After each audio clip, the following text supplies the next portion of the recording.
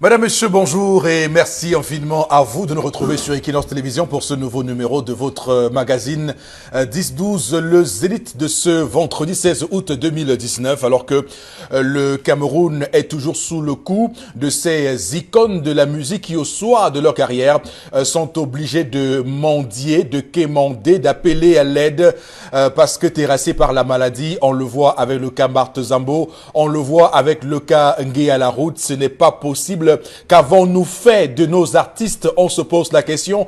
Qu'est-ce que le gouvernement camerounais a fait de ces icônes, de ces valeurs musicales du Cameroun qui ont fait danser des générations et des générations? Et aujourd'hui, on les voit, comme on le voit, périr dans la maladie. En tout cas, ce qui est certain, c'est que dans ce pays, on devrait réfléchir sur comment mettre en place la santé pour tout le monde, l'assurance maladie, la couverture maladie universelle, la couverture santé universelle, tous ces paravents sociaux qui permettent évidemment à tout un Camerounais, à tous les citoyens camerounais de bien se sentir dans ce pays. Comme chaque matin, nous évoquerons ces sujets et d'autres, surtout dans le but de mettre en place un esprit républicain comme l'est d'ailleurs cette émission éminemment républicaine. Alors vous, Monsieur Mbachou Chalamel, bonjour et bienvenue. Bonjour, Monsieur Eric Fopoussi-Negou. Bonjour à tous les téléspectateurs. Un regret particulier à l'encontre ce jour du délégué du gouvernement auprès de la communauté urbaine de Douala, le docteur Fritz Tonen-Tonen. Monsieur le délégué, j'ai un regret profond. J'ai mal. S'il y avait encore dans ce pays le sens de la démission, je pense que par honneur, vous l'aurez fait.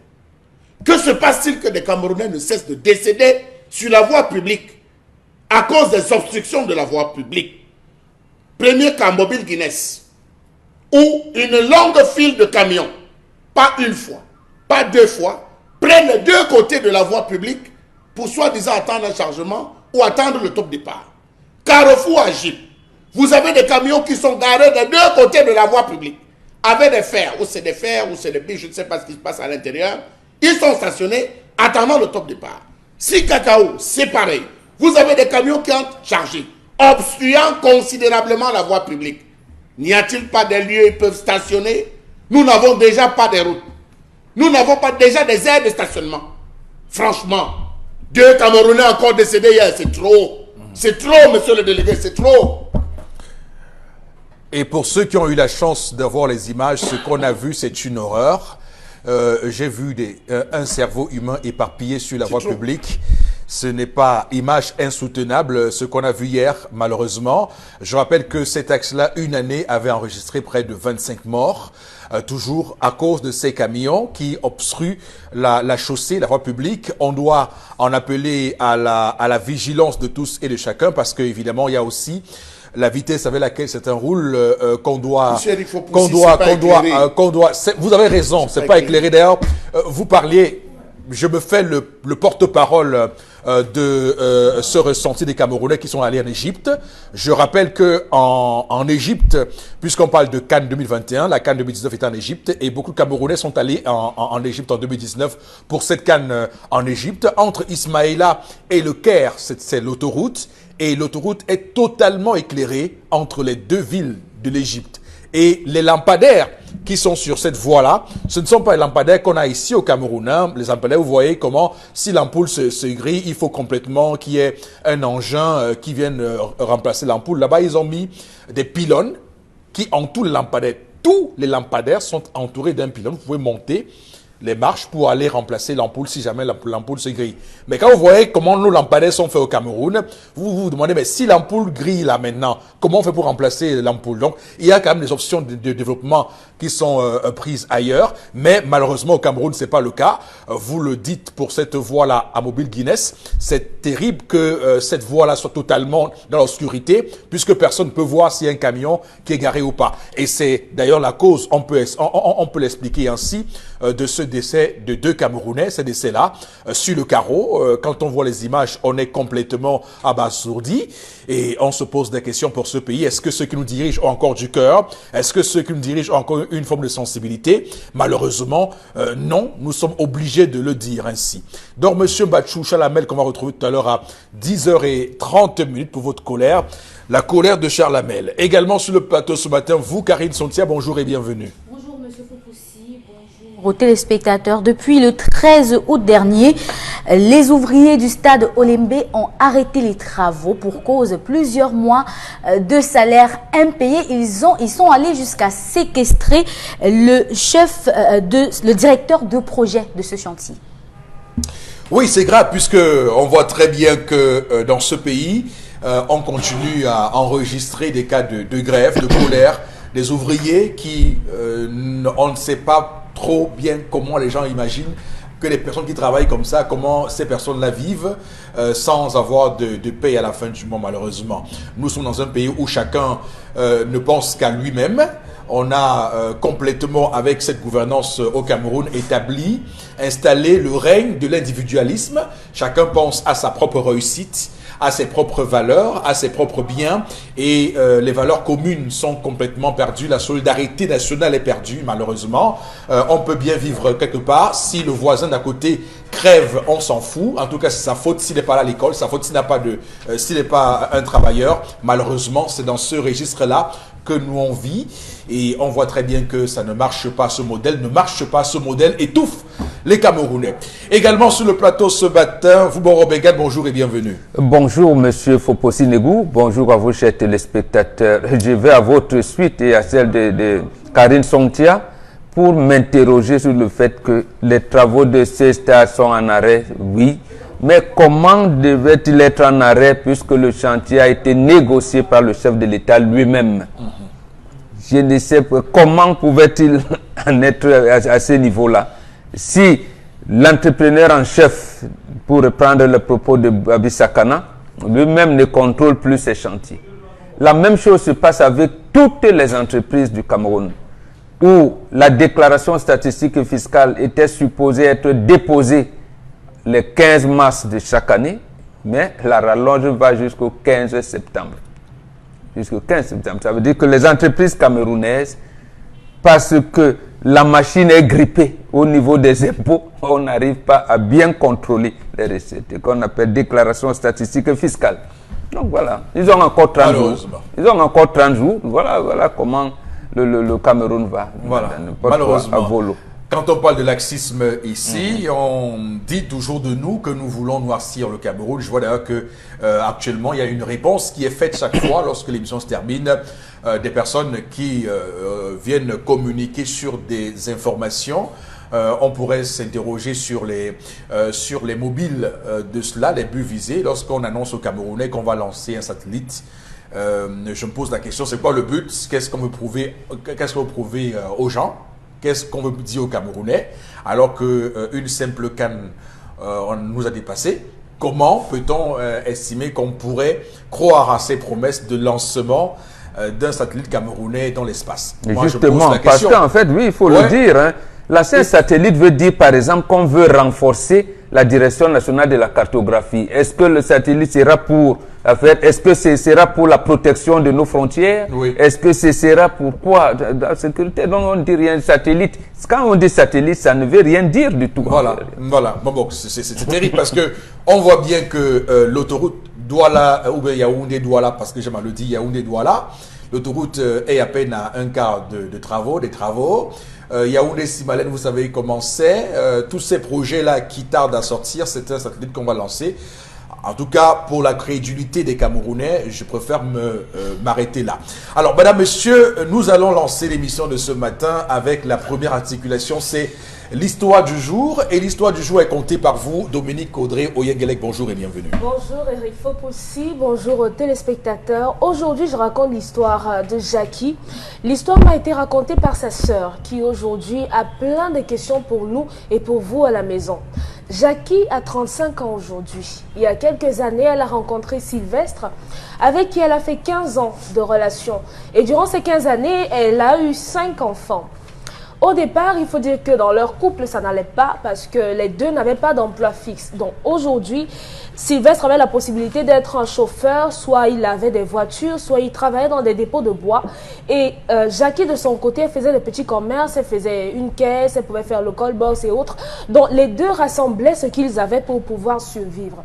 Heureusement, il y a 5 mois, Sylvestre a eu la chance d'avoir un emploi stable, mais les 2 premiers mois, il a fait savoir à sa femme qu'il n'avait pas encore de salaire. Donc, ils ont continué à jongler. Mais sauf qu'en faisant le ménage, il y a 2 mois justement, Jackie tombe sur un chèque avec une somme assez forte. Elle s'est dit, ça doit être le salaire de Sylvestre, mais pourquoi il ne m'a rien dit? Il rentre tard désormais, il ne dort pas à la maison à la fin de mois et il me dit qu'il n'a pas de salaire. Bon, je vais attendre, je vais le regarder. Elle a attendu 3 mois, 3 mois supplémentaires pour observer s'il devait parler et tout. Il n'a rien dit. Au contraire, durant ces 3 mois, Sylvestre est devenu invivable. En plus de dormir dehors de la maison, lorsqu'elle lui posait des questions pour savoir où est-ce qu'il était, Sylvestre est devenu violent.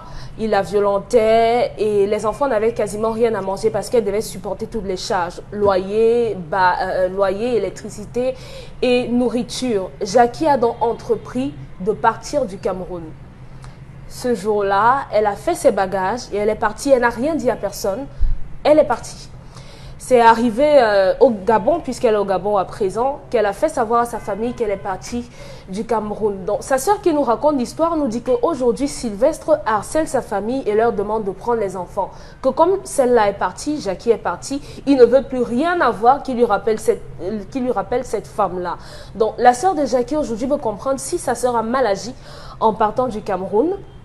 Et je crois que cette histoire met également en question ces hommes qui travaillent. Vous, hein? Non, c'est la question, une question générale. Vous finissez l'histoire, vous dites là, vous pensez. Bon, d'accord, alors oui, pensez, une question générale. D'accord. Qu'est-ce qui explique qu'un homme qui travaille... Parce qu'elle finit l'histoire, elle dit, je pense je pense que... Pensez, madame, allez-y. Ok, je pense que cette histoire met en exergue ces hommes qui ont des emplois mais qui laissent leur famille affamée. Qu'est-ce qui peut expliquer ça? Qu'un homme qui travaille ne rationne pas à la maison mais joue les beaux gosses dehors. Voilà, j'ai bien dit, c'était votre point de vue. C'était une vous avez déjà votre point de vue arrêté. Ça se voit. Alors, première chose, vraiment... Il ne faut pas qu'on nous prenne pour des cons, hein, pour les derniers de la terre. Vraiment, sincèrement, quand vous racontez l'histoire aux gens, les gens ont quand même une cervelle, on a quand même 2 petites neurones, on peut réfléchir, on peut mettre 2 éléments ensemble. Qu'est-ce qui peut expliquer qu'une femme, du jour au lendemain, quitte le pays? Vraiment, je ne sais pas. C'est-à-dire que même quand j'essaye de mettre ça veut dire qu'elle avait déjà des intentions avant. Elle avait sûrement quelqu'un là-bas avec qui elle causait. Ça veut dire que c'est même sûr que quand vous voyez, il y a le WhatsApp aujourd'hui, les vidéos, tout ça, les choses coquines sont passées par là. Et le gars qui est au Gabon a réussi à convaincre la dame que, bon, écoute, pourquoi tu souffres là-bas? Voilà. Maintenant, il faut relativiser la souffrance parce que c'est ce que nous dit sa sœur. D'abord, j'ai envie de dire à la sœur que vraiment, entre l'écorce et l'arbre, il faut parfois, souvent, garder un peu de prudence et de distance face à certaines situations. Mais là n'est pas le sujet. Le sujet, quand même, quand on observe cet homme-là, quand on l'observe, on a le sentiment d'un frustré. Le sentiment d'un homme frustré, parce qu'il n'y a rien qui explique que quelqu'un a un travail, a un salaire normalement, et décide de ne pas s'occuper de sa famille. Ça, supplie pas l'argent. Sincèrement, elle ne supplie pas l'argent, mais pourquoi on travaille? À quoi sert pourquoi on se tue au travail? C'est justement parce qu'on a une famille, parce qu'on a des enfants qu'on voudrait élever et voir demain grandir. À moins que d'autres estiment qu'ils ont d'autres choses qu'ils recherchent, mais il y a déjà cette fonction-là qui est essentielle là-bas, c'est de pouvoir pérenniser l'espèce humaine. Alors, bon, Bénia, je commence par vous, puisque nous allons célébrer la vie. Qu'est-ce que vous relevez dans l'histoire de ce matin? Je relève que cette femme est d'une hypocrisie sans pareil. Elle dit bien, du moins sa sœur nous laisse croire que les enfants ne mangeaient même pas. Mais même lorsque je vais à Sakbaïmi, je ne peux pas l'argent de transport, cher ami. Quitter le Cameroun pour aller au Gabon, quand les enfants n'ont rien à manger, ça veut dire qu'elle s'est préparée. Elle y allait à pied, Il a payé, bon, Cameroun, Gabon, même si elle a acquis aussi pour munitions, pour Voilà. aller au Gabon. Surtout que Dominique Audrey nous dit que c'est du jour au lendemain qu'elle décide de partir. Non, c'est pas vrai. Voilà. Il y a un Donc, peu ce que les gens racontaient par ça, ce n'est pas vrai. Voilà. Donc c'est une femme hypocrite à souhait. Deuxième chose, là où elle veut poser le problème, j'ai trouvé un chèque nom de mon mari qui a, oui. Est-ce que vous savez comment les hommes se débrouillent là dehors? Est-ce que vous savez qu'il y a des opérateurs économiques parce que le monde est dans la débrouillardise? Quelqu'un peut vous faire porter de l'argent qui ne vous appartient pas. Je veux dire, vous faites votre bricklayer là, vous frappez le parpaing à gauche, à droite. Comme il dit, il était un tâcheron, d'après l'histoire. Ou sa belle-sœur nous dit même que c'était un... Voilà. Elle a été dit. Vous savez, quelqu'un peut vous dire, bon, mon fils, tu sais, comme moi, j'ai des activités là. Je suis endetté au niveau de la banque, j'ai. Bon, tu vas porter mon projet. On ouvre un compte, non, tu verras. Mais chaque fois, on libère des trucs à ton nom. Qu'est-ce qu'on appelle les sociétés écrans? Les choses, ça existe. Et justement, cet homme, j'ai l'impression qu'il est victime d'un de ses frères, d'un oncle ou d'un ami proche, qui lui a fait porter de l'argent dont il n'a pas bénéficié. Ça existe, ça. C'est ce que je crois. Et ça le frustre au point où, et la honte et tout ça, point où quelqu'un me fait porter beaucoup d'argent, il n'arrive pas à me donner. Et c'est justement un bon garçon. Ça veut dire qu'il ne prend pas sur lui d'aller à la banque, décaisser de l'argent et venir, parce qu'il a peur. Lui, il tient à l'engagement de celui avec qui il traite les affaires. Mais il est roulé alors qu'il a du bas. C'est ce genre d'homme que moi j'aimerais avoir. Mais la seule chose que sa femme aurait dû faire en réalité, c'est de dire, non chérie, j'ai trouvé, mais comment se fait-il? Parce que le mariage, c'est trois choses. Le respect, l'accompagnement et l'assistance. Le mariage n'est pas... Charles Hamel aime utiliser ce mot. Ce n'est pas l'enquête qu'on fait auprès de son partenaire. Ce n'est pas une enquête, c'est l'assistance. Vous estimez même que votre mari, c'est le plus grand menteur du monde. Mais juste entrez dans ce mensonge-là pour accompagner votre mari. Et là, vous comprendrez à un moment que non, il vous dira non, chérie, tu sais, c'est le grand là. C'est dans le chantier qu'on avait là. Je vous avais dit, il ne m'avait pas payé, mais en fait, il avait roulé des jambes, il m'a fait porter l'argent. Moi-même, quand on a le chantier, les 300 000 qu'on a pris l'autre jour, il ne m'a donné que 5 000. Toi, tu me vois porter, ça existe. Donc, surtout au Cameroun, nous sommes dans un environnement de débrouillardise, où je vous disais tout à l'heure, que comment on peut admettre que les entreprises camerounaises ne déposent leurs déclarations statistiques et fiscales le 15 septembre. C'est un pays, ça? C'est pas un pays. Ça veut dire que la Direction générale des impôts ne peut même pas faire des calculs, des projections normales. Ça veut dire que le budget de Cameroun, dont on va commencer à donner les grandes orientations en octobre, on ne pourra rien faire. Donc, nous vivons dans un pays où tout est sens dessus et un couple ne le comprend pas. Un couple qui a plus des enfants ne veut pas comprendre l'environnement au sein duquel il vit. Il commence à s'espionner, ce n'est pas possible. Donc, vous allez passer le temps à vous couper la tête alors que le problème est ailleurs. Et justement, c'est pour ça qui explique ce garçon, et je termine par là, je lui dis non, cher ami, laisse, votre femme n'a pas compris, bon, votre fiancé, vous avez des enfants, prends les enfants, de toutes les manières, quoi qu'il arrivait, on dit toujours, l'homme, la femme ne vient pas avec les enfants, c'est l'homme qui met les enfants, donc les enfants, ce sont tes enfants. Prends-les de bon cœur, encadre-les, et vous allez vous en sortir d'une manière ou d'une autre. Mais ne faites pas comme si il y en a qui disent c'est une page que j'aimerais vraiment oublier. Non, on ne peut pas, il n'y a pas de page qu'on oublie. On pardonne, mais on reste avec les enfants et pour continuer à se battre pour la vie. Charabel. Monsieur Eric Fopoussi, lorsqu'on parcourt le code de la famille, tel qu'illustré par nos ancêtres et conservé, dont l'un des fragments est encore conservé, il y a un article qui est très important.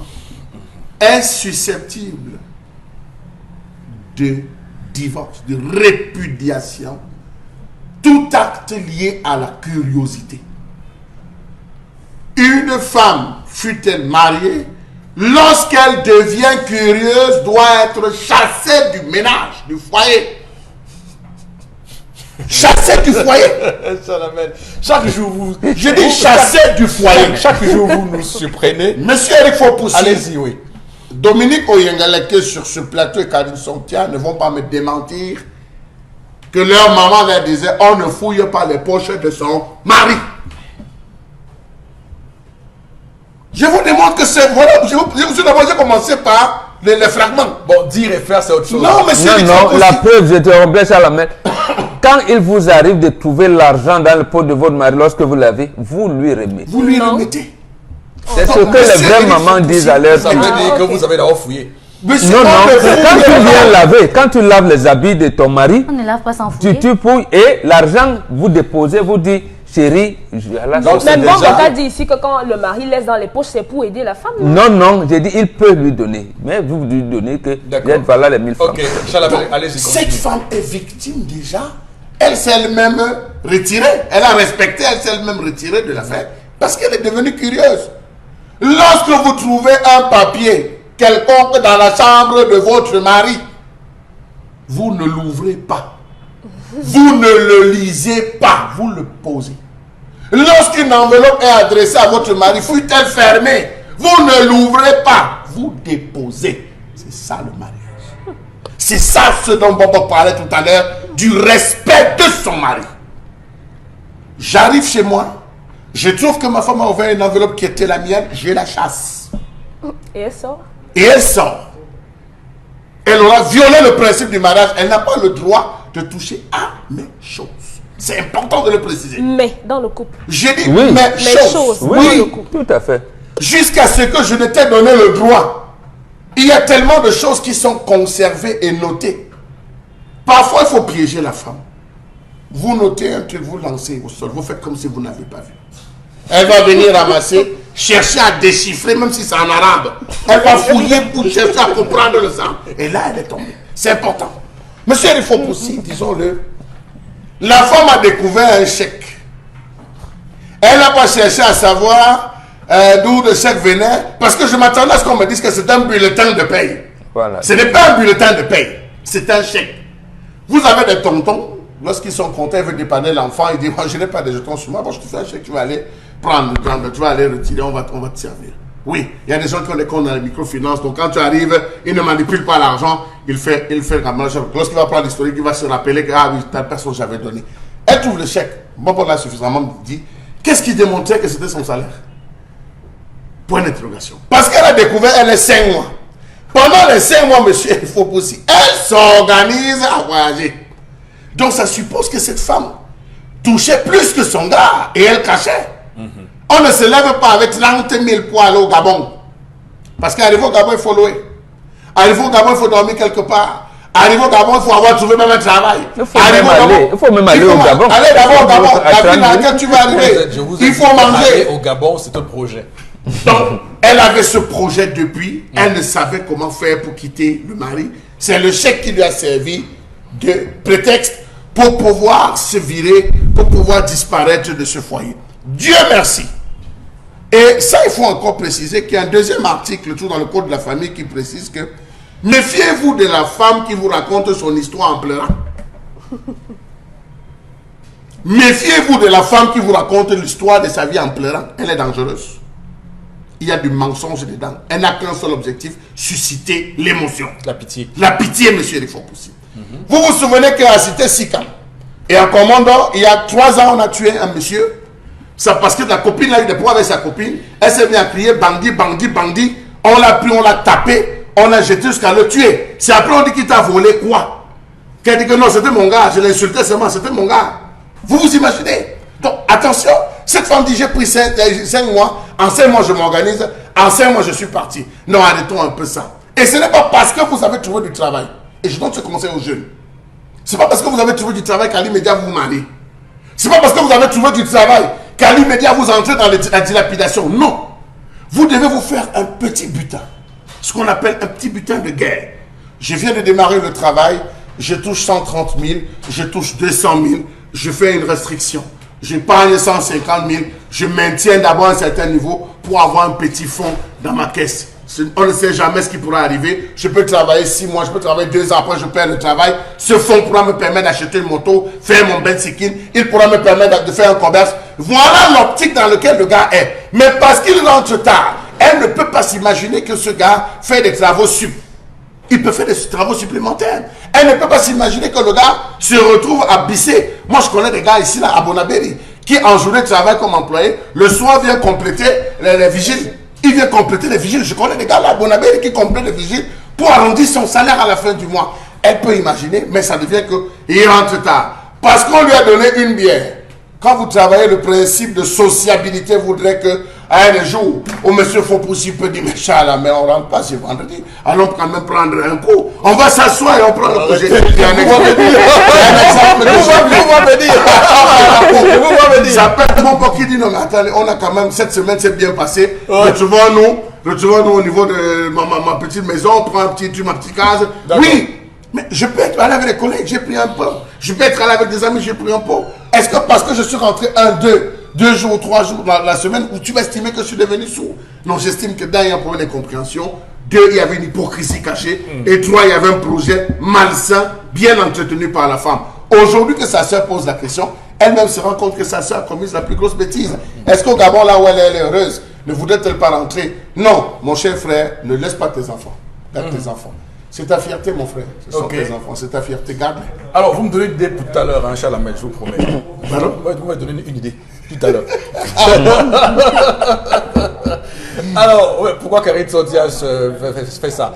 Parlez, allez-y, madame. Dites ce que vous pensez. Arrêtez, je dis bien aux hommes, arrêtez de prendre vos femmes pour acquis. Votre femme n'est pas votre sac à main, ni même un pot de fleurs. Son travail, ce n'est pas de décorer votre maison et vous faire des enfants. Ce n'est pas ça son travail. Un homme qui vit avec une femme pendant 15 ans, elle dit dans l'histoire que sa sœur ne travaillait pas. Son mari ne travaillait pas. Donc la femme se débrouillait, elle se débrouillait comme elle pouvait. C'est l'histoire, je ne suis pas en train de chercher ailleurs. Elle se débrouillait comme elle pouvait pour survivre.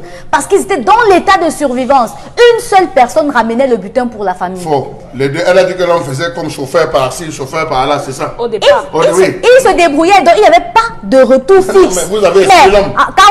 Quand vous êtes chauffeur, vous avez exclu l'homme. non, monsieur Bachou, quand vous parliez, je ne vous ai pas coupé. Non. Quand vous parliez, je ne vous ai pas... Non, attendez, termine. C'est quoi? Il ne faut pas dire une connerie. Quand on est chauffeur, vous savez comment ça. Vous savez quel genre de chauffeur il était? Mais vous savez quel chauffeur. Non, vous savez quel genre de chauffeur il était? On a quand même de l'argent. Il y a des pénuries. De quoi? Des pénuries. De quoi? Il y a des moments où tu ne transportes pas. Parce que, pourquoi? Il y a des... S'il vous plaît, attendez, je vous explique. Attendez, je vous explique. Non, attendez, je vous explique. Pour un chauffeur, il y a des métiers que vous ne connaissez pas. Pour un chauffeur, que son travail, c'est parti dans le Mungo, avec les voitures qui ressemblent au taxi, porter les vivres pour revenir ici. Vous savez ce qui se passe lorsqu'ils ont une panne? Ils travaillent au moment qu'il a une panne. Mais là, c'est un exemple. Non, c'est un cas isolé. Vous vouliez avoir l'exemple. Je vous ai donné... Non, vous vouliez l'exemple. Je vous ai donné l'exemple. Je pense que l'exemple existe. Bravo, Karine. Allez-y, continuez. Par rapport à l'histoire du jour, je pense qu'à un moment donné, quand même, dans une vie de couple, lorsque quelque chose change, il faut que ça se voit.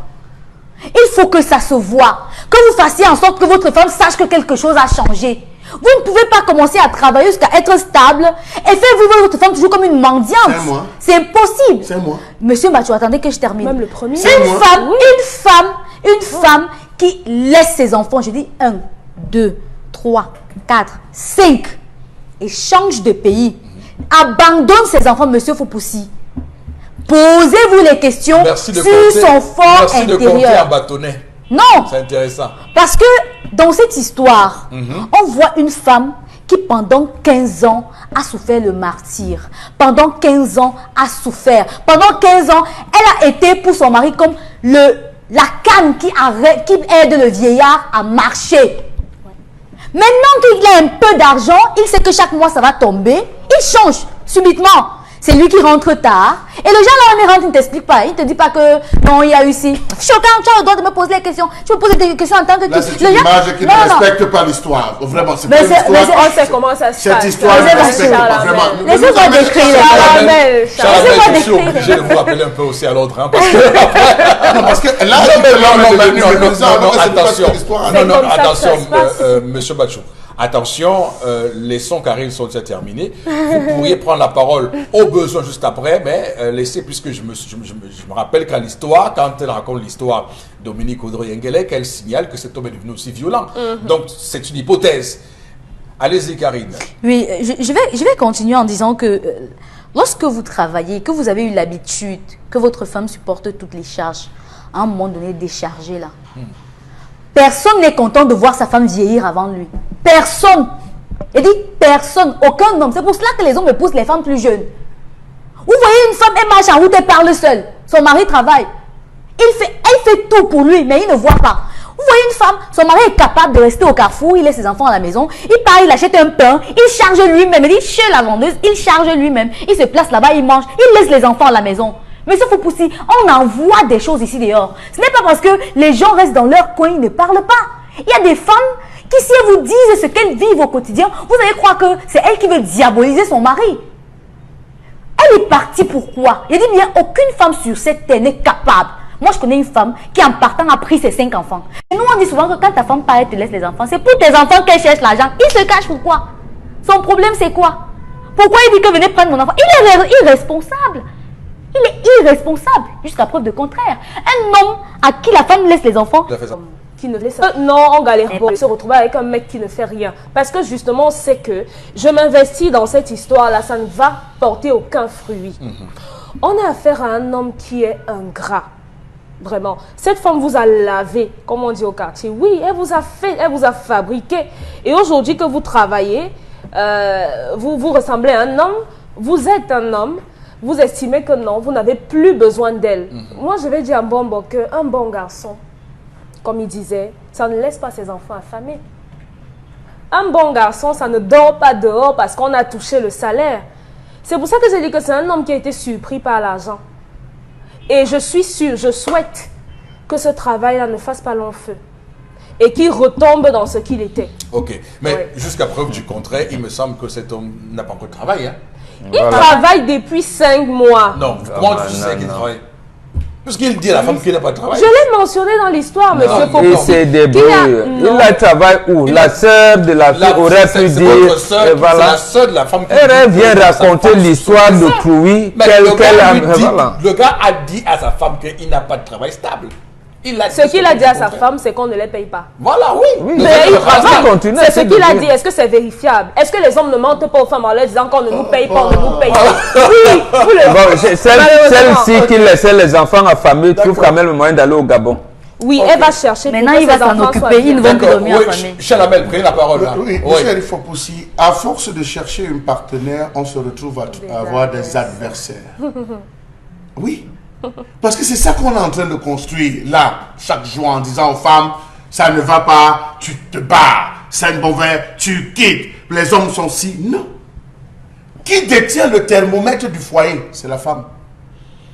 Lorsqu'on arrive dans une maison, à qui pose-t-on la question, comment va la maison? C'est pas à l'homme, c'est à la femme. Est-ce que la femme, lorsqu'elle rentre dans le ménage, elle prend véritablement conscience et connaissance des lieux? C'est la femme qui décide, qui a le gouvernail. L'homme n'a rien. Bien sûr. L'homme n'a rien. Que les femmes arrêtent de croire que l'homme a le pouvoir. Non, c'est la femme qui détient le gouvernail. Si elle tient un mauvais gouvernail et qu'elle laisse les charançons venir ronger le gouvernail, qu'elle ne se plaigne pas, monsieur Rifopoussi. Un homme qui sort mal habillé, c'est sa femme. Un homme qui a maigri, c'est sa femme. Un homme qui est très malade, c'est sa femme. Oui, c'est la femme. Qu'on arrête, que les femmes arrêtent de croire. Un homme surtout qui est très malade. Très malade, c'est sa femme. C'est sa femme. Un homme qui passe le temps à perdre son travail, c'est sa femme. Qui travaille à sa place. Je dis c'est sa femme. Parce que c'est le rôle de la femme. Bien sûr. Il travaille. Un homme qui a un rendement ridicule au travail. C'est sa femme. C'est sa femme. C'est sa femme. Arrêtez un peu. Il travaille, c'est sa femme. Voilà. C'est sa femme. Un homme qui travaille, c'est sa femme. Quand vous venez nous dire que, oh, il a voyagé. Mais il y a des gens qui travaillent, ils ont des aérés de salaire. Ils font comment? Il faut comment? Elle va se battre. Oui. Elle a commencé Oui, par ça. Par ça. Elle a parlé des ouvriers de Des stade ouvriers, olympique. oui. Alors, c'est la force Ces de gens n'ont pas de femmes. l'argent avec lequel. Est-ce que vous avez dit que c'était ça le Monsieur, il problème? faut pousser. Non, je vous dis que vous avez Une commencé par femme là, très vous-même. avisée. Il ne rationne pas. Une femme Et il très travaille, avisée, ne serait-ce monsieur, que une femme rationner. très avisée Oui. aurait invité son mari en lui disant, écoute, je me rends compte que le travail là ne donne pas. J'ai réussi à faire des épargnes. Voici, j'ai 90 000, j'ai 100 000. Est-ce que tu penses qu'on peut faire quoi, comme tu dis que tu n'as pas de salaire? Voilà. On peut gérer On comment? n'ajoute pas la... Pour voir la réaction de son mari. Si elle nous l'avait dit, Il va mentir. elle n'a pas besoin de présenter l'argent. Elle lui dit, voilà, j'ai un oncle qui va m'aider. Elles ont des stratégies pour voir la réaction et avoir une discussion franche avec son mari. Jamais dans l'histoire on nous a dit qu'ils se sont assis pour discuter. Comme tu fais ça, je prends le plan B. Je ne parle pas. On va lire quelques messages, Karine. Allez-y rapidement pour qu'on mette un terme à cette première articulation. Ils sont nombreux les messages, notamment par rapport à l'histoire du jour. Je dirais tout simplement que cette femme est hypocrite. Elle a sûrement un homme chez qui elle va au Gabon. L'homme doit très vite remettre les enfants à la famille de cette dernière et refaire sa vie. Elle doit souffrir parce qu'elle a les enfants. Un autre message. Il y a un... Comme elle est forte, hein? 35 ans, déjà 5 enfants. Bravo, hein? Je suis bluffé. Elle était là Bravo pour lui à faire son des mari. bébés. Hein? Bravo à son mari. Ah, 35 Oui, ans. puisque... Si la base du mariage c'est l'amour, il n'y aura pas ces problèmes. Mais j'ai l'impression que Dominique ne nous dit pas tout sur l'histoire. Narcisse fait ci depuis Oui, elle Bafoussam. cache. Dominique dit ce qu'on lui a dit. Elle cache certaines Pour informations. moi, il aurait fallu que cet homme dise au moins ce qu'il fait pour rentrer tard. Et en plus, il crie sur elle. Pourquoi? Alors qu'il Ah ne non, rationne non, pas. Encore que c'est pas sa femme qui raconte l'histoire, c'est la sœur de sa femme, avec ce qu'elle a fabriqué. Et... Donc, Allez-y. Surtout que sa sœur a un problème. Elle a une pression, c'est qu'on veut lui remettre les enfants. Oui. Elle n'en veut pas du Je tout. n'en veux pas. Donc, elle n'en- donc, du coup, elle veut noircir tout le tableau pour qu'on essaye nous aussi de noircir l'homme en question. Si elle voit que, en tant que sœur de les enfants, ou bien ses neveux ou ses nièces, ne sont pas bons pour elle, qu'elle le dise simplement. Et Qu'elle aime raconter l'histoire. Quel les enfants au Gabon?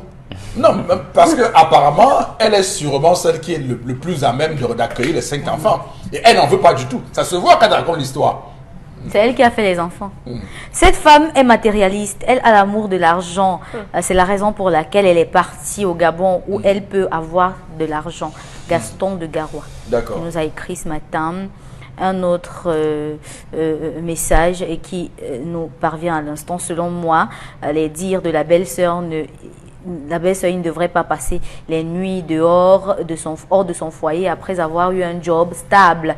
Le monsieur n'a pas du tout raison. Après 15 ans de vie commune et débrouillardise, comment signer juste commun?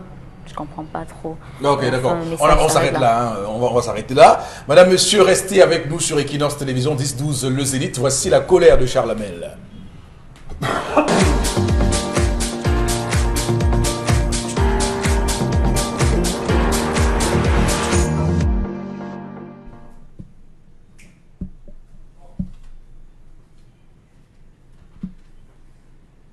Je m'interroge ce jour sur la question de la rupture des certificats médicaux dans ce pays. Qu'est-ce qui se passe à proprement parler dans ce pays? Rupture de tout, même des éléments aussi basiques. Pourquoi l'imprimerie nationale, puisque c'est elle qui a la responsabilité de mettre à disposition les imprimés des certificats médicaux, tarde-t-elle à mettre en circulation les certificats médicaux? Grande notre surprise d'entendre qu'il n'y a pas de problème à l'imprimerie nationale, mais que c'est dans les formations sanitaires et dans une certaine mesure dans certains bureaux des ministères que se situe le problème. Après les passeports, les cartes nationales d'identité fantômes, invisibles, c'est au tour des certificats médicaux de disparaître étrangement de la circulation à l'heure des grands concours. Comment comprendre qu'à l'heure où l'on pense, où on le pense moins, certaines situations viennent rendre encore plus amère la vie des Camerounais? Comment comprendre l'insouciance des directeurs des hôpitaux publics face à cette malencontreuse situation? Comment comprendre que de nombreux postulants aux différents concours d'entrée dans les grandes écoles et facultés, dans certains établissements supérieurs publics et privés, sont aux abois depuis quelques jours à cause de l'absence des certificats médicaux? Monsieur le ministre de la Santé, on vous appelle. De grâce, sauvez les pauvres Camerounais. Comment comprendre que les hôpitaux de la ville de Yaoundé, de la région du centre, de la région de l'ouest, plus particulièrement Tchang, connaissent une rupture de stock de ce document vendu à prix d'or dans les marchés noirs? Ce n'est pas que ça existe, c'est là, mais seulement ça coûte cher. Comment comprendre que 4 ans après l'Assemblée générale ordinaire de l'Ordre national des médecins du Cameroun, tenue le 21 novembre 2015, en vue d'éradiquer le problème des faux certificats médicaux dans le circuit sanitaire, rien n'a changé sur le terrain. Le circuit officiel du certificat médical qui débute au ministère des Finances jusqu'aux hôpitaux publics soit très souvent biaisé par des responsables de certaines structures sanitaires. Comment comprendre le fait que rupture de certificats médicaux ait donné lieu à la commercialisation des faux, sans que cela ne dérange personne? À côté des vrais certificats, il y a les faux qui se baladent. Et c'est bien, c'est jugé recevable. Comment comprendre le fait pour la délivrance des certificats médicaux d'être devenu un business made in Cameroun, tellement il a pris de l'ampleur dans le corps de la médecine, qui apparaît pourtant encore aujourd'hui comme l'homme des corps, des métiers les plus respectés du pays? Pour faire ce constat alarmant, il n'y a qu'à voir les conditions dans lesquelles ces documents sont établis. Quand ce n'est pas des imprimés cachetés et signés qui sont déposés dans la réception de formations sanitaires publiques pour y être vendus, ce sont des certificats médicaux rédigés sous de faux motifs allégués par le patient en complicité avec le médecin et sans constat ou examen préalable. Savez-vous que dans certaines formations hospitalières, par exemple, le certificat médical se vend sans constat ni examen du patient? Pourtant, il faut le préciser, c'est clair. C'est mentionné certificat médical. Je sous-signais docteur Tchangla Kanglang, docteur en médecine en service à l'hôpital Y. Avoir examiné à ce jour, certifie avoir examiné à ce jour le nommé Charles Armel, qui ne souffre d'aucune affection médicale connue. Il résulte de cette visite que l'intéressé est apte à faire valoir ou à être admis à tel concours ou à participer à tel concours, en foi de quoi le présent certificat médical a été délivré pour servir et valoir ce que de droit. Il met en bas la date, il signe et ça fait foi. Pourtant, il n'a pas examiné. Qu'est devenu donc le serment d'Hippocrate? Point d'interrogation, affaire à suivre. Une chose est sûre, vous voulez l'avoir, 10 000 francs, c'est le prix. Dans certaines formations à Douala, 9 000 francs, c'est le prix lorsque vous allez vers Edea. 8 000 francs, c'est le prix lorsque vous êtes dans la zone du Mungo. Et un peu plus lorsque vous êtes à l'ouest. Chacun fait son lit, il s'y couche et il trouve à faire des beaux rêves. Alors, ce qui est intéressant à soulever dans cette colère ce matin, Chalamel, cette brillante colère, je voudrais juste le dire parce que c'est dans l'air du temps, les enfants préparent les concours administratifs en ces temps-ci et c'est un vrai chemin, un vrai parcours du combattant pour obtenir un certificat médical. Le prix normal, on le voit, c'est 900 francs CFA. Il faut le dire aux Camerounais, c'est 900 francs CFA, 9 pièces de 100 francs ou un billet de 500 et 4 pièces de 100 francs, 900 seulement. Mais des gens, d'où vient-il que des gens en arrivent à multiplier, savent pas 10? Ça pose un réel problème.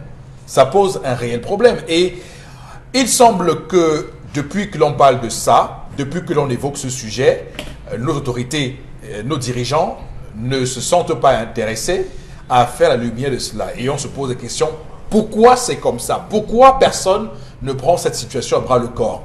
Je voudrais juste te dire que ce matin, à la une de Mutation, il y a, à la une quelque chose qui me plaît. Il parle de service public.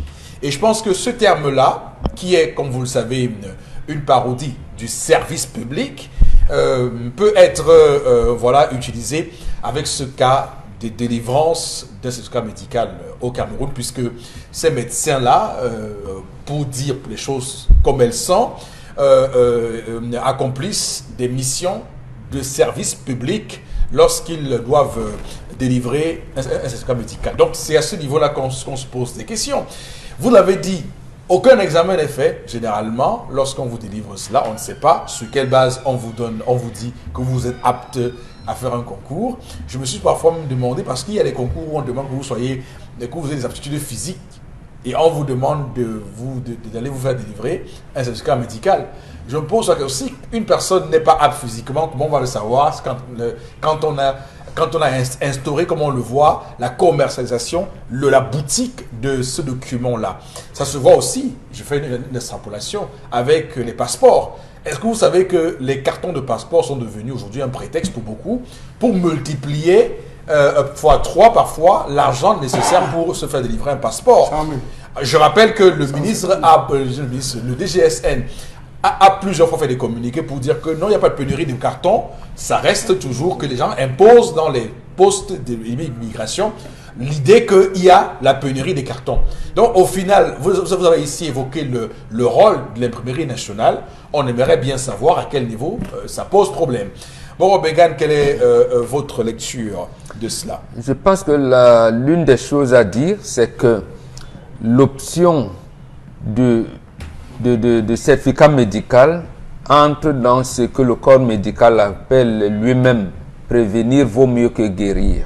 C'est-à-dire, vous vous engagez à vendre de la nourriture au public, on doit savoir si vous n'avez pas de maladies qui puissent contaminer les gens qui viendront acheter la nourriture chez vous. Vous avez parlé des concours administratifs. Est-ce que vous êtes apte à faire tel concours ou pas? Est-ce que c'est précisément pour cette raison qu'on l'a mis dans les dossiers constitutifs de certaines choses? Est-ce que les femmes qui vendent les beignets dans des établissements scolaires, Chalamel s'est interrogé, moi je réponds, est-ce qu'elles subissent des examens pour savoir si elles peuvent vendre les beignets aux enfants, le haricot et tout ce quoi? Non, il n'y en a pas. C'est que vous venez, même à un moment où ça existait, vous venez à la fenêtre là de tout, vous déposez, vous dites pas, voilà, on vous délivre quelqu'un là-dedans. Quelquefois, vous n'avez même pas accès à l'établissement hospitalier, c'est dehors, au portail, là, on a aménagé un trou, vous déposez vos 900 francs, on vous avez dit, oui, attendez, le médecin est en train de faire la ronde. Et c'est même l'ironie du sort, puisque voilà. On en fait même à la délégation régionale de la santé du littoral. Voilà, absolument. Voilà. Donc attendez, le médecin, après avoir fini la ronde, il va signer. C'est pas l'hôpital. Donc il peut signer des certificats médicaux sans avoir vu les personnes qui les sollicitent.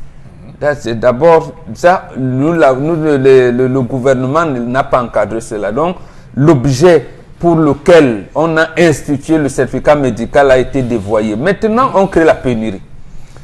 Là, la chose que je voudrais dire, c'est que soyons sérieux, disons les choses comme elles sont. L'État n'a plus d'argent. Nous n'avons peut-être pas encore atteint les cessations de paiement, où je veux dire les salaires passent encore un peu. Mais l'État n'a plus d'argent. Qui fait la commande de l'impression des certificats médicaux? Est-ce que c'est des établissements hospitaliers? Est-ce que c'est le ministère? De toutes les manières, il n'y a plus de commande. À l'imprimerie nationale, il n'y a plus de commande. Et le faux, comme nous sommes dans le règne de la débrouillardise et du faux, de la magouille et de tout, il y a des gens qui peuvent, comme on fait des faux diplômes, on en arrive même à infiltrer les services de la présidence de la République. Donc, il y a donc ces machines-là qui établissent les fausses licences, les fausses baccalauréats, les fausses éthiques. Ce sont ces mêmes gens qui établissent dans les sous-quartiers, ils vous établissent ces faux certificats médicaux. Même malheureusement, les médecins les prennent et les signent pour certains. Donc l'État n'a pas d'argent. L'État n'a pas d'argent. Comment mobiliser l'argent pour relancer la consommation nationale? Désormais, le drame a été que l'État a fait le mauvais choix en se désengageant du secteur comme celui de la santé et de l'éducation. C'est là où nous en sommes. Parce qu'il n'y a pas que le concours administratif. Dans bientôt, ce sera la rentrée scolaire. Et en plus, il y a même les gens sont en train de... Les enfants qui viennent de réussir à les examens de baccalauréat, ils vont, disons, au niveau des préinscriptions dans dans nos universités. Donc, l'État n'a pas d'argent. D'accord. Dominique Audrey, quel est votre propos sur cette question? Moi, tout simplement, je pense que cette histoire autour des certificats médicaux, c'est une sorte de commerce, une sorte de marché noir que les personnes ont mis en place autour de cette activité-là. Si on prend le cas d'une veuve, par exemple, qui n'a personne pour la soutenir et dont l'enfant doit faire un concours, quand simplement pour ce certificat-là, elle donne 10 000, j'imagine aisément que même le médecin ou bien la personne qui doit signer ce certificat va lui demander encore de l'argent parce que c'est sûr que c'est comme ça que ça se passe. C'est toute une chaîne où des personnes se suivent pour prendre de l'argent encore et encore et encore. C'est triste de voir que également le gouvernement n'a pas véritablement le suivi de ce secteur d'activité-là parce qu'il est incompréhensible qu'un document qu'on doit acquérir à 900, sensiblement 1000 francs, on l'achète à 9000 francs. Comment ça va se passer? Je pense que ça va être l'objet de découragement pour plusieurs personnes et c'est vraiment déplorable. Alors, je voudrais ici faire la lumière sur ce qui se passe dans la Menoa à Tchang, parce que là-bas, de nombreuses personnes se plaignent. C'est grave, le phénomène a atteint un niveau inquiétant dans cette partie du pays, surtout à Tchang. Je ne suis pas dans la fixation sur Tchang, mais je veux juste dire que là-bas, c'est grave. Il faut enquêter ou commencer par Tchang. S'il faut enquêter, il faut commencer par Tchang. Alors, madame, monsieur, merci infiniment à vous. On va s'arrêter là pour cette première partie de l'émission. Nous sommes le 16 août 2019. Demain, 17 août, sera la fête du Gabon, puisqu'on parlait du Gabon tout à l'heure. Je voulais juste rappeler que demain, c'est la fête nationale du Gabon, 17 août. Et donc, puisque beaucoup de femmes camerounaises, lorsqu'elles ont des soucis au Cameroun, elles vont au Gabon. Donc, autant mieux commencer à être amis avec les Gabonais. Alors, pour cette deuxième partie, on va lire quelques messages, Karine. Oui. Un journal a titré en première page la semaine passée un certificat médical à 15 000 francs à Yaoundé. Dans les villages, ça coûte 5 000 francs. Moi qui vous parle, je cherche à le faire depuis pour un concours, mais je n'ai pas ces montants demandés. Pour les passeports et cartes d'identité, ne parlons même plus. Puisqu'il s'agit là du voyage, ils en font tout un grand budget pour pouvoir s'en établir un passeport. D'accord. Alors, Chalamel, vraiment, on a été gentil. Là, on envoie un cas de 15 000 francs CFA. Ça veut dire qu'on a multiplié fois 15 même au final. C'est un réel souci. Dans ce pays, où est la NIF, où est la CONAC, où est le Consupé, où sont toutes ces structures qu'on nous vend tous les jours, qui ont dans leur cahier de charge la lutte contre ce phénomène-là, la corruption, tout ça, sincèrement. Monsieur Eric Fopoussi, disons-le concrètement, nous naviguons sur les bases d'une civilisation qui n'est pas la nôtre, la civilisation occidentale. Vous savez, chez nous, lorsqu'on dit « c'est ma chose, je prends », vous prenez, ça vous appartient. Vous ne pouvez pas accéder à certaines fonctions traditionnelles si vous ne jurez pas sur les crânes de vos parents, si vous ne prenez pas autorité chez vos ancêtres, avec ceci de particulier que la sanction, c'est la mort. Si vous ne respectez pas l'engagement. L'engagement. Oui. Là, je vais interroger ce serment d'Hippocrate qu'on nous fait, que nos médecins sont appelés tout le temps. Viens faire le serment d'Hippocrate. C'est des histoires. N'ayons pas peur de le dire. Bon, pas pour tout le monde. Hein. Non, monsieur, il faut pousser parce que, la preuve, vous dites, je sous-signais.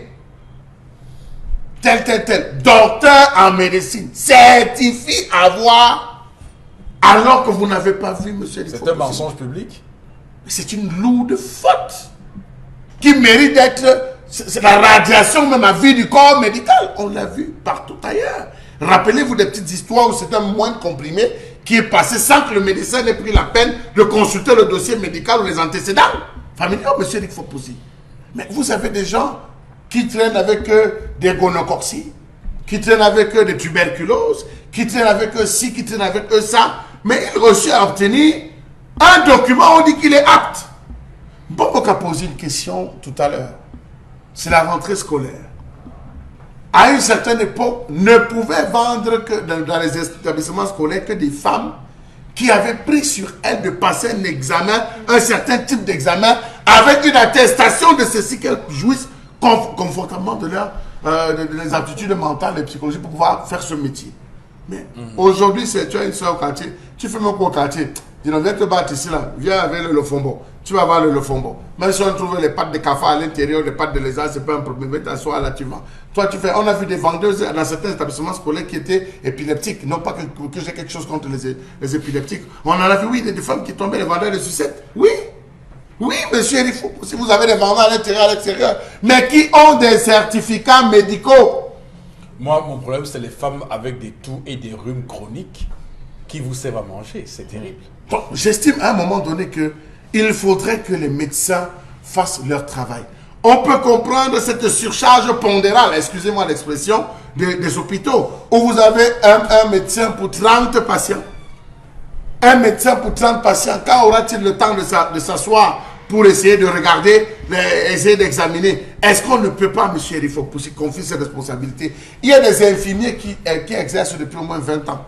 Il y a des infirmiers, on voit des infirmiers, des assistants médicaux qui exercent depuis au moins 20 ans. Ils peuvent se permettre d'évaluer ce type de situation. Pourquoi est-ce qu'il faudrait que ce soit un trou par un trou? J'ai fait le tour de 6 hôpitaux, monsieur Foposi, de la ville de Douala, où j'ai demandé à voir. On me disait toujours, ici tu ne peux pas avoir. Il y a un gars là-bas derrière, moi je ne connais pas son réseau, mais il a le bon. Va, tu achètes là-bas, tu reviens, on va voir ce qu'on pourra faire. Vous arrivez, vous dites 7 000. Quand vous arrivez, vous devez payer la signature du médecin, 2 000 francs CFA. Ça fait 9 000 francs CFA, monsieur Foposi. Oui. C'est bien établi, c'est bien orchestré. Mais ils sont assis à Yaoundé, ça ne dit rien. Les étudiants qui doivent s'inscrire à l'université, ils ont besoin de ces documents. Ceux qui doivent faire les concours administratifs ont besoin de ces documents. Mais si l'État me faisait un prêt, parce que nous sommes les spécialistes des prêts, pour relancer l'imprimerie nationale.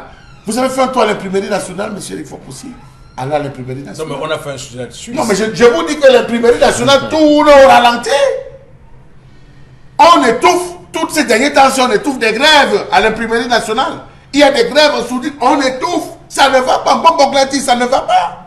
Tout cet argent qu'on en prête, les Chinois viennent de nous prêter en cause de 2 milliards, ou je sais pas, 2 milliards de francs CFA, l'aide au développement. Mais toutes ces choses, ça va où? Ça va où? Voilà les chantiers de la canne. Mais si des éléments basiques comme le certificat médical qui va vous permettre de pouvoir, pour être recruté dans certaines, dans les BTP et tout et consorts, vous avez besoin de présenter le certificat médical qui atteste que vous travaillez à hauteur, qui atteste que vous n'avez pas de soucis, ou un début de hernie, vous n'avez pas... Mais attendez. C'est presque un bilan complet. Hein. Là, complètement. Non, parce que quand vous arrivez, on vous examine, on vous demande non. Ils savent, vous savez, au niveau entre les jambes, pour les hommes, on demande d'écarter les jambes, on met les doigts, on vous demande de respirer fort. Non, ils savent. On peut vous dire, ok, nous allons vous délivrer ça, mais sachez que vous aurez un début, vous avez telle prédisposition, allez faire tel examen. Oui. Bon, personne n'a fait ça. J'ai fait beaucoup de certificats médicaux, mais personne n'a fait ce que vous dites là. C'est toujours on paye à la caisse et puis rapidement aussi là. Alors, non, c'est pour vous rassurer. On va lire les messages, continuer à lire les messages, Karine. Le problème touche tous les secteurs. Je me souviens l'année passée lorsque je suis allée certifier mes diplômes à la mairie de Lorbaba, en plus de l'argent des timbres, la femme qui était là m'a demandé de lui donner une bière pour qu'elle envoie mes documents pour les certifier. Voilà, ok. On continue et on lit les messages. Un autre message, c'est déplorable pour un pays comme le Cameroun. En tout cas, si on t'explique le Cameroun, tu comprends, c'est que on t'a pas bien expliqué. Un autre message, vraiment ce problème de certificat médical me touche au fond. J'ai subi le même cas ici à Marois, jusqu'à ce que mon papa m'a traité d'un menteur au sujet du prix. On a plusieurs messages. Merci vraiment. Un journal. Ah, ça c'est un message qui revient.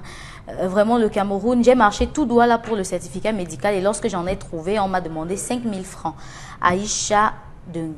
On a complètement normalisé les cas. Permettez-moi d'emprunter ce terme à Hubert Ndjana. Mais les gens, ça devient normal que ce document, c'est à 5 000 francs CFA. Et à Yaoundé, on nous regarde, personne ne réagit. Non, mais attention, on est en train de couler là. Le bateau Cameroun est en train de couler.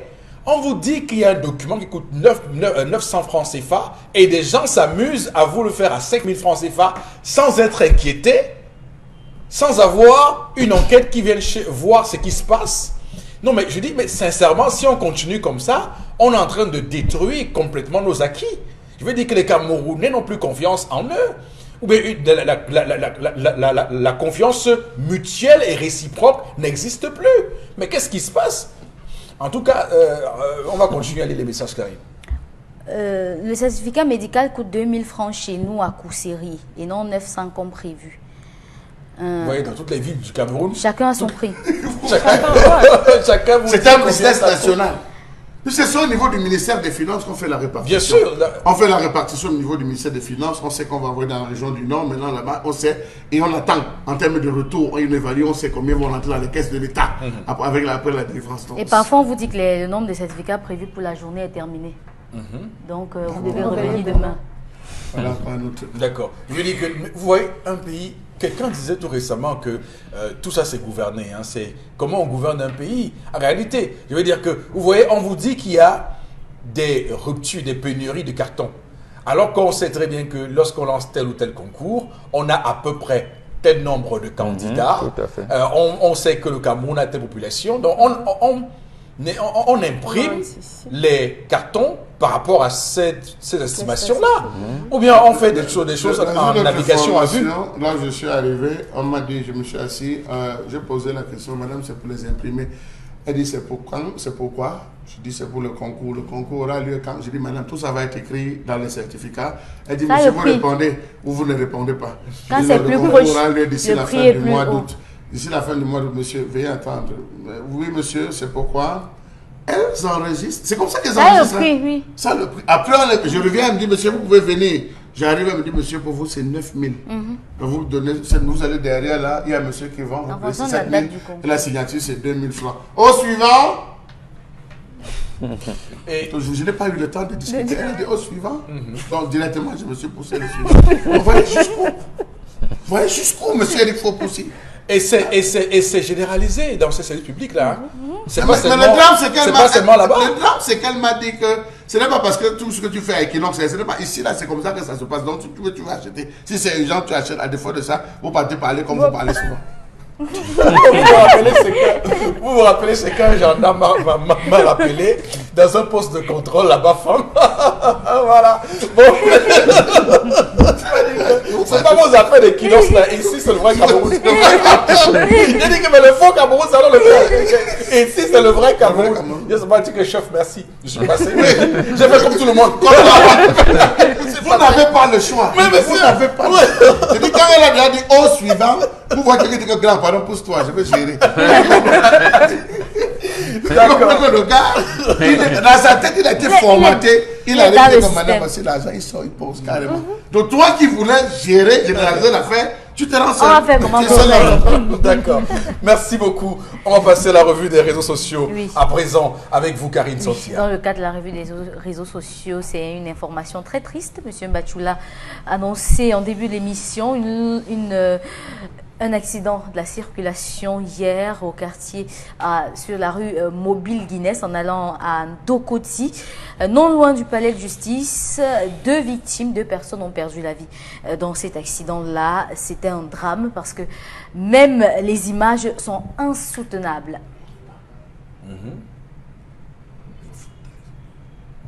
D'accord, allez-y.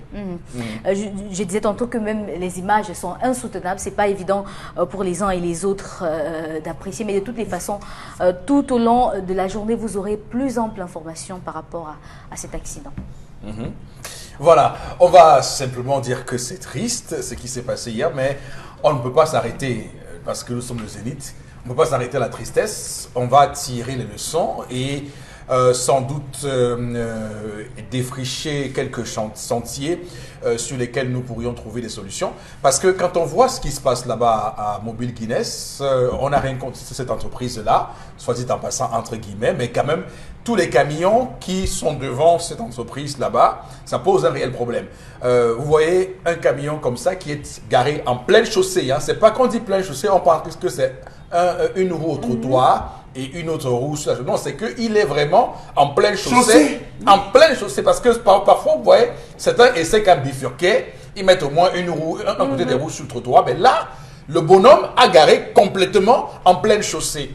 Et comme c'est la nuit, vous savez, il n'y a pas d'éclairage public là-bas, il y a des dégâts. Je rappelle qu'il y a une année, on a comptabilisé 25 morts sur cet axe-là, entre Mobile Guinness jusqu'à en bas là-bas, jusqu'à Sikakao, parce que ça continue. Ça continue donc 25 morts là-bas. Et nous croyons que c'était terminé, alors que non, parce que c'est hier un riverain qui me signale que mais non, c'est parce que cette fois-ci, on a eu l'esprit d'appeler les caméras. Tous les jours, il y a un carnage. Tous les jours que Dieu a créé, il y a un carnage sur cette voie, mais personne n'en parle. Donc, il a fallu que hier, je ne sais pas par quel stratagème, par quelle magie, par quelle sorcellerie, on a quand même réussi à tomber sur ces images-là et on en parle ce matin. On le dit parce que c'est intéressant de voir comment cette ville est abandonnée, de voir comment cette ville n'a pas subi sa petite chirurgie telle que prévue au départ. Comment cette ville est abandonnée et malheureusement, les dégâts arrivent et lorsqu'on en parle, on nous jette toutes sortes de pots de banane. Je commence par vous, Boro Began. Oui, vous avez parlé d'une ville abandonnée et c'est exact. Dans des pays qui se respectent, j'ai entendu le mot, l'expression qu'utilise le délégué du gouvernement ici, c'est l'expression qu'on utilise partout, l'occupation du sol. Est-ce qu'il existe une zone industrielle au Cameroun? Vous allez me dire, oui, il y en a à Bassa, à Bonabéry. Je vous dirai alors c'est où. Est-ce qu'il existe des espaces marchands au Cameroun? Vous me direz, oui, il y a marché à Bonamou. Moi, je vous dirais, toute la ville de Douala est un marché. Toute la ville de Douala est un marchand. Les trottoirs, donc, parce qu'avec le OTVP, là, ils ont transformé toutes les absolument en commerce. Il y a donc deux acteurs qui se disputent ces places. Il y a le délégué du gouvernement qui lui dit qu'il est le patron de la ville. Il y a ce qu'on appelle les emprises de la voie publique. Ça, elles sont confiées aux autorités administratives. Et il y a, dans tout ça, il y a les communes, les municipalités. Donc, vous avez ces trois acteurs qui veulent avoir de l'argent. Et vous avez nous, les populations, que voulons le dire. Vous avez les industriels, les entreprises qui veulent se déployer. Et on n'a jamais aménagé des espaces où on vous dit telle entreprise est en train de se déployer et elle a fait son plan. Encore qu'on a imposé à toutes les entreprises du monde ce qu'on appelle RSE, comment vous appelez? Oui, responsabilité sociétale des entreprises. Vous êtes là, la pollution y entre dedans, la qualité, les services, l'hygiène. Est-ce que nos autorités accompagnent les entreprises dans ce déploiement? Et en plus, j'allais dire, le dénominateur commun de tout, c'est que nous sommes dans une société capitaliste, où c'est la recherche du profit, mais aussi dans un pays de corruption où c'est l'argent qui est roi. Mbombo qui a créé son petit business là, vous avez vu pendant dernièrement, une usine a pété, on ne sait pas si ce sont les yaourts qu'on faisait, si c'était quoi, yaourt, et c'était terminé comme ça. Donc, vous dites, vous créez quelque chose.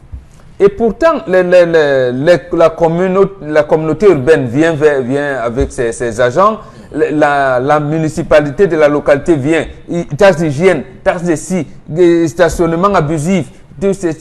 Pourquoi on ne respecte donc pas tout ça lorsqu'il s'agit de certains enjeux? C'est ça le problème qui se pose ici dans notre pays. Donc nous sommes vraiment une ville abandonnée et c'est pour cette raison, on ne le dira jamais assez, et peut-être ce n'est même pas une extrapolation. Il faudrait que la société civile commence à s'engager véritablement à la citoyenneté pour ne pas laisser le champ aux seuls politiques. Ok. Chalamel, votre commentaire?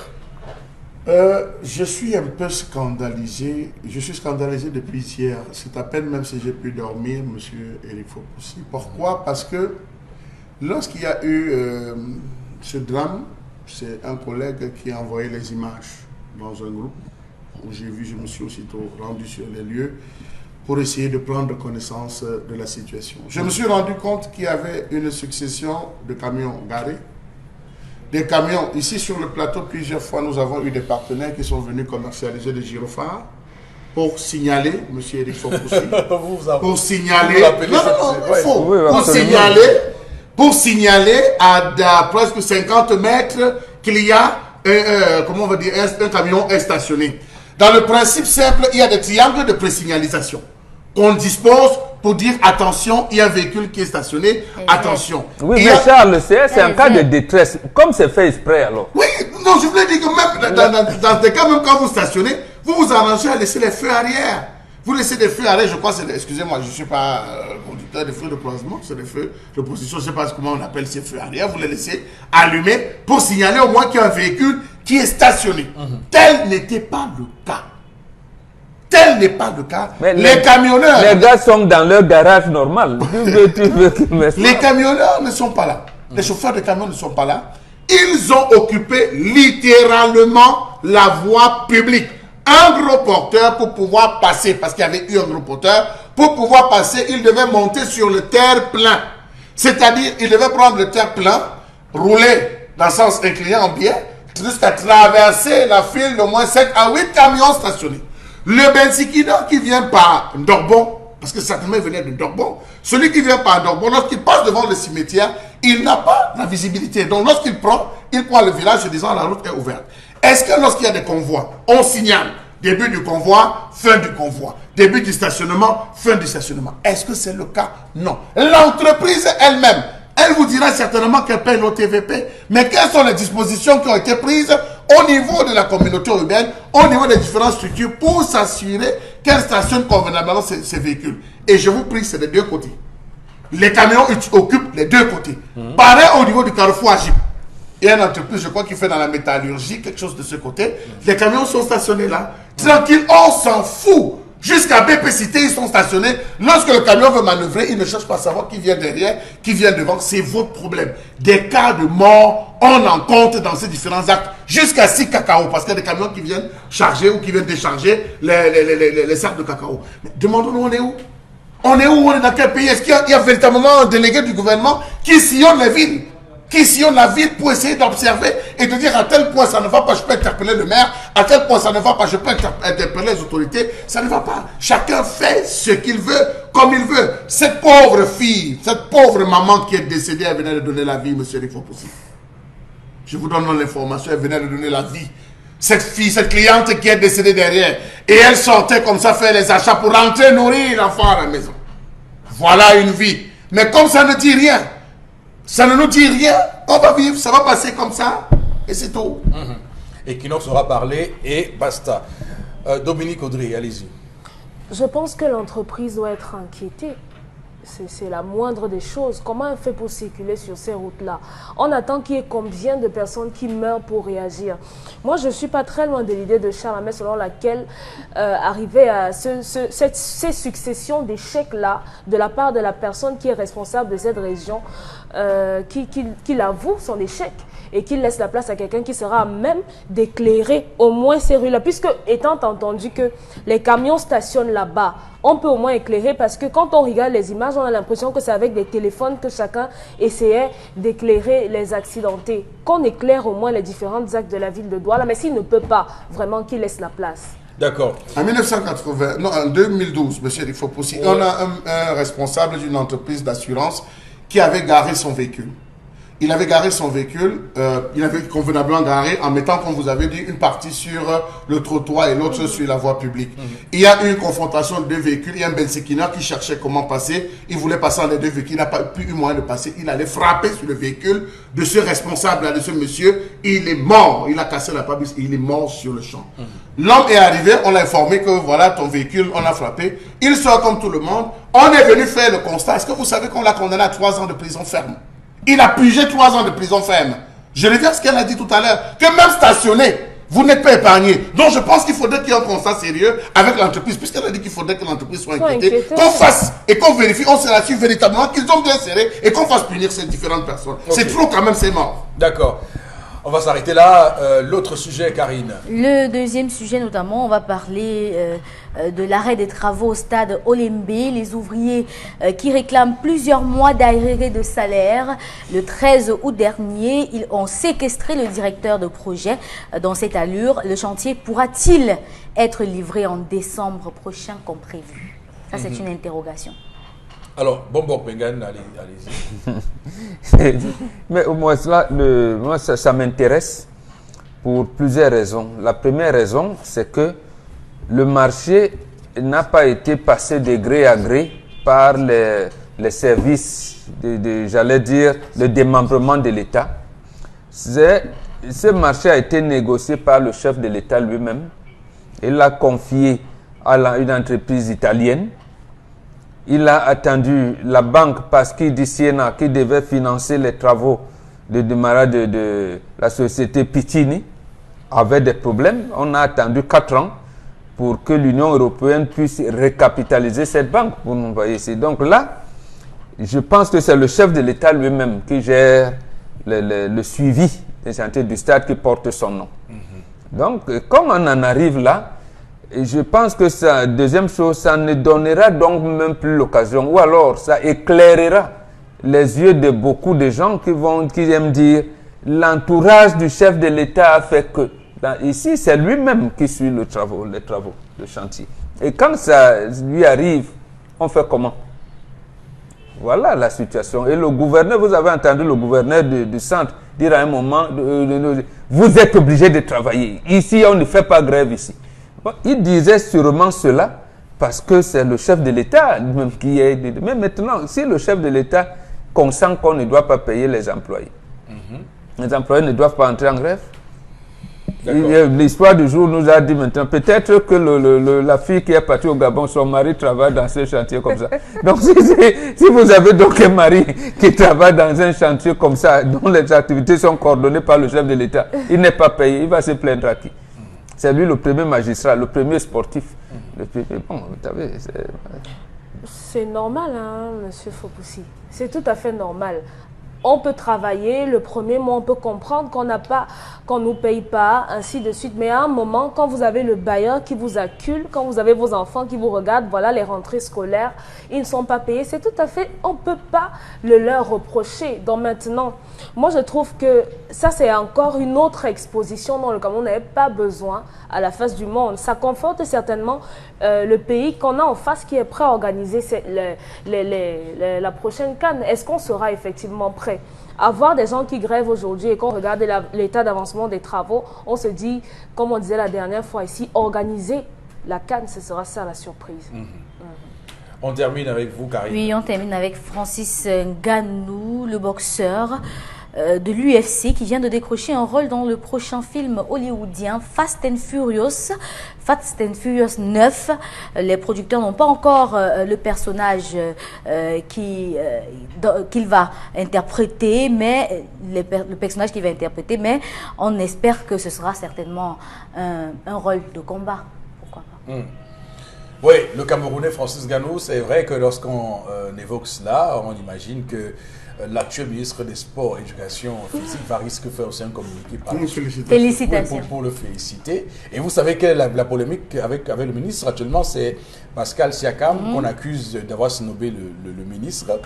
Malheureusement, c'est dans ce contexte-là qu'on va encore continuer à réagir. Non, mais la presse voilà un aussi. Camerounais. Non, voilà un Camerounais. Vous aussi de la presse, vous exagérez. Non, exagéré. À quel niveau? Siakam a dit qu'il venait faire quoi au Cameroun? Quand il dit la snobé, il a dit qu'il viendrait rendre visite au ministre. Il a fait une visite privée.